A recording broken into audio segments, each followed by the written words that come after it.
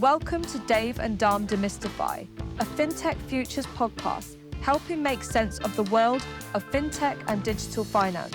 Please sit back and listen as the two Ds take a subject and discuss it to make it clearer and easier to understand. Demystify. So, welcome to the podcast. I'm very honoured to have you. Really appreciate you spending time and talking to us. I wonder, could you just briefly introduce yourself? Yes. And then talk a bit about HPS.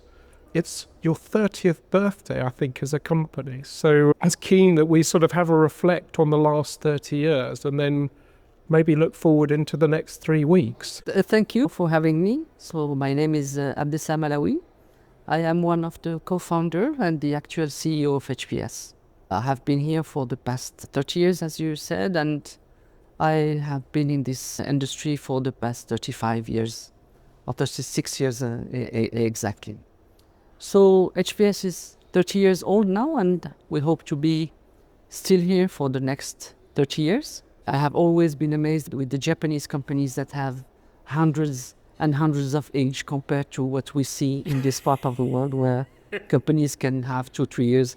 But we really want to stay and to continue having the impact we have on the populations that are using our technology. And even if it is a very invisible one, we have an impact, and people, hundreds of millions of people, are using this technology on their daily basis to do very important things. When you wake up in the morning, most probably that you take a train or you take the tube, and you most probably pay with your mobile. There is something behind the scene that is powered by HPS. When you stop working and you go want a coffee, the same thing. When you go to do your groceries, it's the same. When you need to have a loan to buy something, there is some. So we are really in the daily life of a lot of people without them knowing. And I always give this example. If you remember when the portable or the personal computer started, it was the brands that we know, IBM at that time, Compaq, HP, if you remember. And suddenly, we all came to know a company called Intel because there was a sticker powered by Intel. So if we had to do this each time we pay powered by HPS, we would have seen a lot of powered by HPS everywhere. But I think the humility that we have always prized in this company, we love to be invisible. So what do we do in HPS and what we have been doing in HPS for the past 30 years? I think what could define us is this innovation spirit. And I always say to the team to make a difference between the research and development and innovation.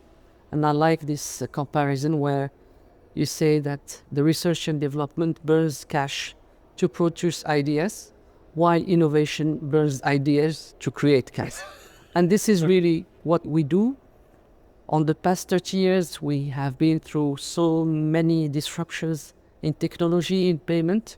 I was saying this yesterday that we went from this mainframe to server, from the max drive to smart cards, from the connectivity one to internet, from flat files to blockchains, now from automation to AI. And we have always been, on the past 30 years, always transforming or taking advantage of these disruptions, of this deep transformation, to gain momentum on our progress, on our revenue, and also on the customer size that we have been localized, or we have been doing business in a small part of the world.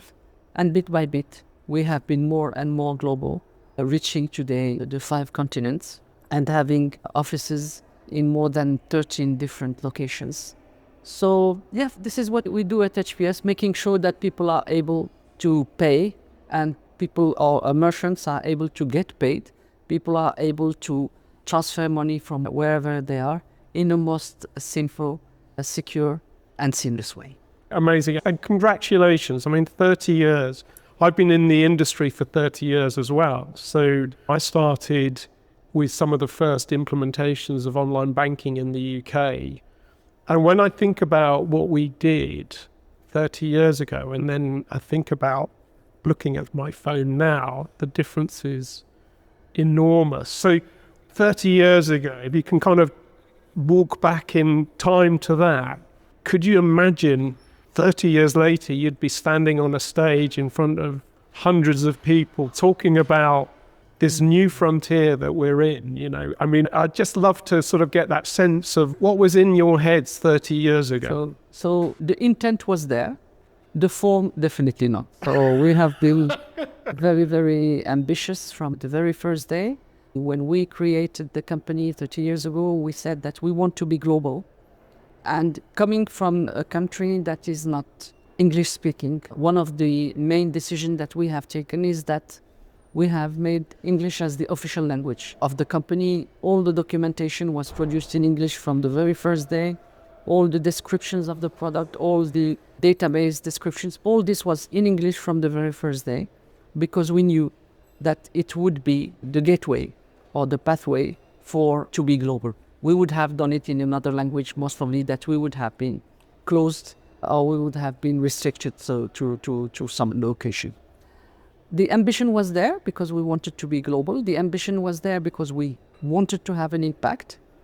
But the form of this ambition, that has to be refined every year. Sometimes now it's even shorter than years because the cycles are shortening so much that we must reinvent ourselves more often than before. And I wanted to share with you a little anecdote that happened. A couple of years ago, we had this customer coming from the US, and he told me, when he visited Morocco, he told me, Abdeslam, we nearly suppressed you from the list of companies we would have consulted for our project. And I told him, why is that? Because he told me, because you are too old.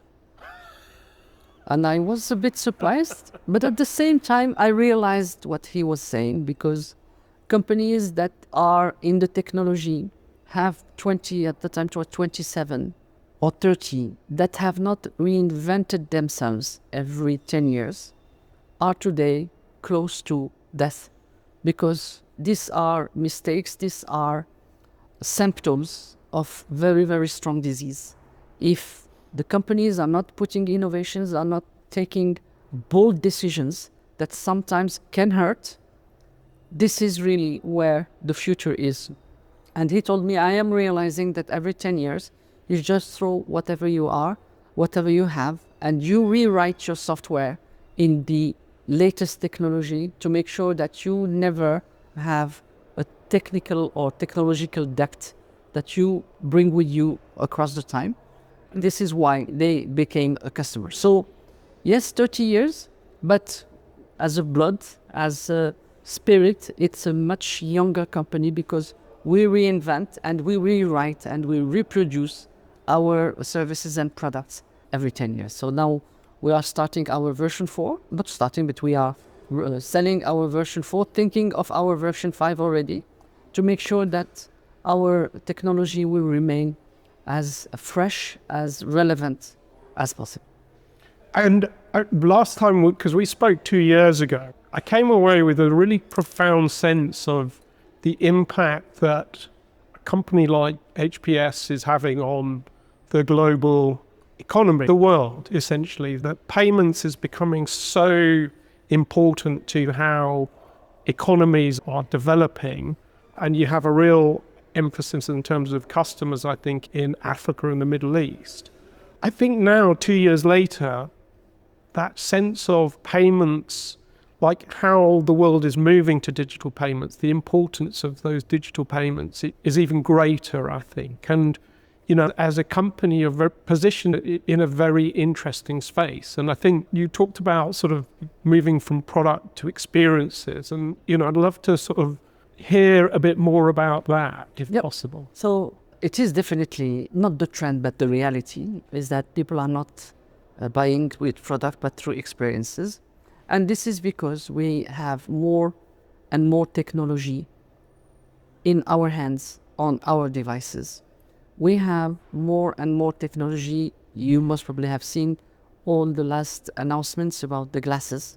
The glasses will be the next wave, or the next tool that we will use in our daily life, the way we have been using our mobiles that are today part of our lifestyle. What will come next is the glasses, and our glasses will be the interface that we will have through technology, with actions that we want to do. So when I'm saying that we are moving from product to experiences, it is exactly what is the effect of this is the reduction of the cash that is every year getting bigger. Is it in volume or is it in percentage? In percentage for sure. In volume, depending on the countries, some countries are really more efficient in the cash reduction. So coming back to experiences, those experiences makes the whole experience of payment inconsistent. When you pay, and I always like to do the comparison, before we used to have the purchasing experience and the payment experience that were two words. Today it's the same word. Today it is embedded, but not only for the purchase, it all what it goes with the payment. We are going to secure it. We are going to make sure that you are having security authentication. But at the same time, we are going to make sure that maybe you do not have enough money and we are going to propose a funding or a loan so that you can get this. We are going to propose to you a maintenance agreement at the same time, a service. So it's the whole experience that is embedded in one act. While before, I used to select a product, then I'm going to see the insurance company, then I'm going to go and maybe have a loan and blah, blah, blah.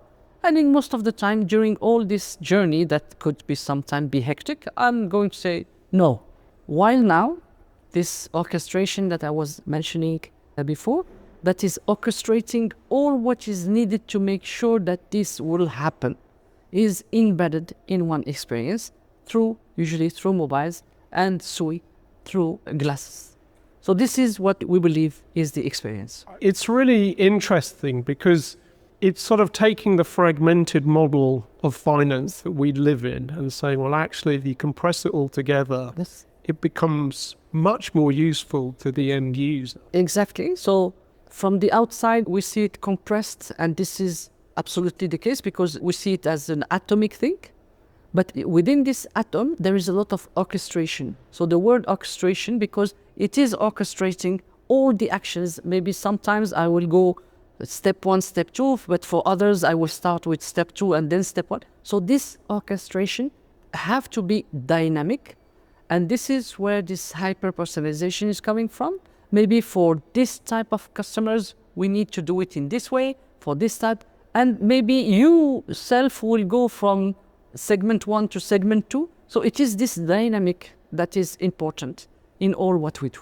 It means that HPS is in a really profoundly important position in the whole marketplace. Now, I'm going to talk about AI first, but I then want to come back to something I've been thinking about as I've been listening to the various panels and presentations, that actually payments may end up eating banking.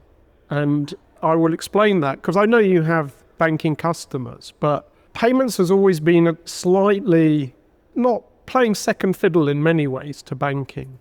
But now the penny's dropped for me, but actually banking may be a commodity, and it's the payments which is kind of super critical. I want to come back to that at the end, but let's talk about AI, because we've got to, I think, 16 minutes in the interview, we haven't talked about AI, but you presented some really interesting thoughts around AI, and then you've just acquired CR2, and between you, I think you've got some fabulous thoughts around AI. So I just wondered if you could talk a bit about AI and how you see AI and the importance of AI.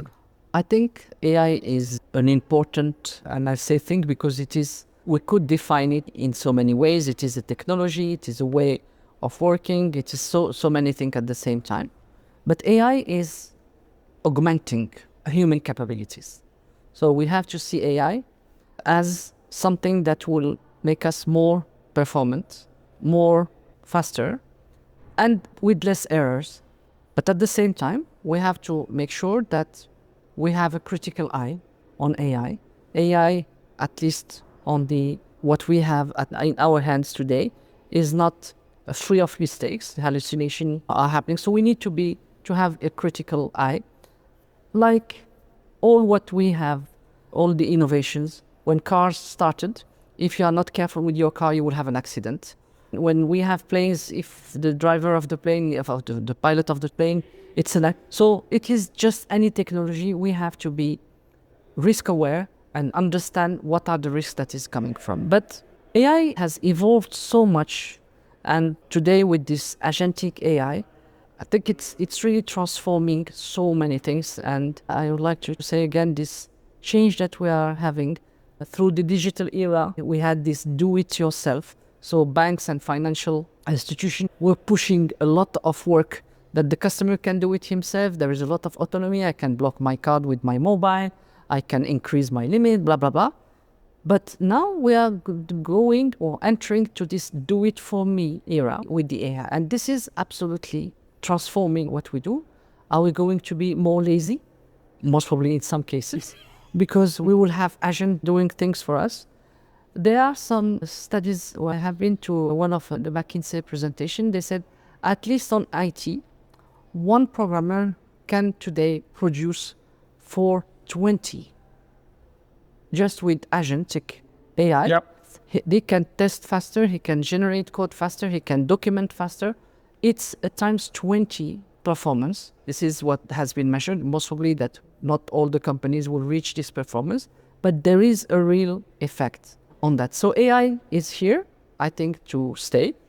We will not come back. I think Finton said that innovation has never been so fast, and it will never be so slow. So this is really a very interesting sentence he mentioned. I think there is a huge acceleration because it's a virtuous circle. AI is here, accelerating. This acceleration gets us a better AI, etc., etc. So AI, yes. AI first, yes. Is AI the solution to everything? Most probably no. Is AI a risk? If not controlled, if it's not challenged, definitely yes. So on this AI thing and the integration or the joint forces between HPS and CR2, there is a lot of exponential benefits that we have. We acquired CR2 to join our forces. In the old days, we had the digital engagement was something, and the payment processing another thing. And when we see now this embedded payment, when we see that it's an atomic thing between the purchase and the payment, in fact, when you join these two words, the digital engagement and the payment processing, we have what we call this glass-to-ledger experience. So it means that from one swipe, one tap, whatever we do, we can immediately get into the core of the transaction. We can make payments, we can make transfers, we can do banking in general in a very seamless way. Not having these two words totally integrated, it means that there is an effort to be done. And in any effort, there is friction. In any friction, there are costs. So having this merge between the digital world or the digital engagement and the payment execution and the banking in general, I believe is bringing value to whoever will be using this. And I think, from what I can see is it means you're very future ready as well. And it's interesting because I do agree with this whole point of innovation. It's never going to be as slow as this again. It really is speeding up. And I go back to the comment you made around ambition, still at the heart of the business has to be ambition, which will guide you. Because, one of the, questions is how will businesses cope with the speed of adaptation caused by AI? And you also talked about other technologies like edge computing and blockchain, and, we haven't even touched on quantum yet. But those things are all going to mean faster, aren't they? Absolutely. But in our industry, fast means more. So when you do something faster, it means that you can do on the same time more. It means that if we are faster in computing, it means that we are protecting our customers better because we are going to do better, more to protect. When we are doing fast in boarding customers, we are going to get more customers. When we are going to be faster in transactions, it is also means that we are able with less costs, be able to absorb the Christmas purchasing peak. It's all about better. So fast, it's more, it is better. So fast is not fast for nothing. Fast really have an impact on what we do. And those technologies that we have today, edge computing, for example, is also part of the fast effect. Because if I have to get my transaction signed with my face, and if my face needs to go to a server that is at the other side of the world, so besides of the time that it will take, it will have a carbon effect. If I have it on my mobile, then there is no communication. Right. It will be faster, and it will be also greener. Will it be absolutely green? Definitely not. But it will be greener or less gray. We can do it like this. So edge is something that is important because it is bringing speed, here again. It is bringing convenience to the customers because you might be in a place where network is not as good as in another place. So edge is really bringing value to all what we do on mobiles, on IoTs, on ATMs, on anything that will be at the edge. If we can push securely compute in those devices, if we can have a minimum of storage in a secured way on those devices, that will bring a lot of value. On the blockchain side, it is also very, very profound change that is happening because the technology or the decentralized finance or the DLTs, the decentralized ledgers, will be able to provide transactions without a third party, without intermediary. And when we are moving, and I'm coming back to the beginning, the AI, when we have this agent that will be able to do things, blockchain and decentralized finance is the platform on which all these agents will be able to act, they will be able to transact, they will be able to do the things that we have asked them to do. So there is a lot of consistency on these technologies that will be in, I think, the very near future, and not to say tomorrow. Again, it's fascinating. And because you have footprint in places like Africa, where I think, they don't have necessarily some of the problems with legacy that other markets have, you sort of then think, well, actually, we need to look to places like Africa, countries working with HPS, because we're going to see some amazing things, I think, kind of coming out of the region. And I'm thinking it's not going to be too long before the rest of the world is looking at it and going, this is what we need to be doing in terms of finance going forward. Is that a sort of fair thing to say? It's absolutely fair and true. The African finance have been doing leapfrogs in the past 20 years. When we see the mobile money, Payzer and all of them started in these parts of the world, and today we have experiences that are in the West or in the mature economies that got inspired somewhere, somehow, from those experiences that we have been seeing in the African continent.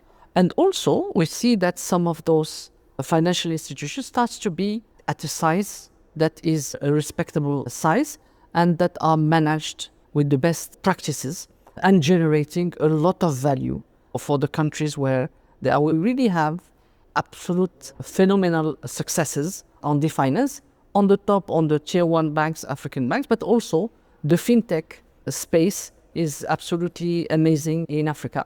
Because of this, as you said, there is no legacy that we do not pull with us some issues that we need to resolve. We are starting from scratch. And then if you sort of wind forward, this is a long way, 100 years. I think a third of the population of the world will live in Africa. So. Absolutely. So the market is here. We need some traction to get better economies, but I'm sure, I hope to still be here. But again, that's because the better economies will come through better infrastructure. So, this is where you're part of that journey, I think, as a company. And I look at it, I was born in Kenya, so I'm very pro-African myself. And I find that really encouraging and exciting. Absolutely. I think you mentioned something. I think the economy needs infrastructure, but building the infrastructures makes the economy as well. So it's really, here again, a virtuous circle where by building this infrastructure, we are building the economy that itself will need infrastructure. The issue here, I think, is how fast are we going to transform the educational systems for all this young generation of Africans? Because most probably that here again, we need to have disruptions in the way people are learning at school. I think the digital economy and the digital networks and the way data can reach each and every village in Africa will be the key of this success. We need to have much more trained people, much more educated people to make sure that they are part and they are not excluded. Financial inclusion is one thing, social inclusion is another thing, but one doesn't go with the other. It's very interesting, but I mean, it could be that AI can help solve that problem. Absolutely. So to finish off, and thank you, because I mean, I know I'm taking up a lot of your time. I just wanted to return to the comment I made about payments eating banking. Now, the reason I say that is I looked at your demo yesterday and I looked at the CR2 demo today, and it does make me think, like, where does the bank sit in all of this? Because, you know, the bank doesn't have to be the interface to the consumer. In fact, you would almost argue it probably won't be the interface to the consumer. Yeah, where does banking sit in all of this? So, in fact, the payment is eating the banking. I would say it in a different way. And based on what is happening, today the revenue of the banks is shifting from the account-based revenue, interest, fees, whatever, to the transaction revenue that are the transaction fee that are happening in each and every transaction. There is a very important thing as well that I think it's McKinsey that was saying that there is a $2.7 trillion of balances of money that is slipping in banks that could be addressed by AI-generated products. So these are really very, very important things. So if we do not change the inertia of the banks into a very transactional relationship, the finance will just be reduced to financing infrastructures, to finance very big projects that will take 30 years to repay. But the day-to-day transaction, the day-to-day banking will just be absolutely transactional, made by AI, and people will move from bank A to bank B in a very simple way. So there is a real transformation of all this. And I think we have seen it in many banks that are today successful. In fact, it's like what happened for the pharmacy years ago, where you used to buy just medicine. But now you can buy Coke, you can buy chocolate, that you can do your groceries. Yeah. There are some banks, you get in the bank, you open an account, you buy a mobile, you buy your monthly SIM card, yeah. You can buy insurance for your house, your insurance. So, in fact, the banks that have most probably addressed this in the most innovative way, at least now, are offering all what you can do with your money, you can do it within your bank. And I think this is where the future is, that this payment, instead of being done outside the bank or the bank environment, has to be done or will be done inside the bank, so that the revenue generated by all this payment remains where it is. Amazing. Well, listen, you've got a ringside seat, it seems, on the changes. And because of your geographic spread, you can sort of see how things are evolving in different geographies. So, I, for one, am going to spend a lot more time listening to what HPS has to say on these topics, and really grateful for you spending time talking to me. Congratulations and happy birthday again. Thank you. Thank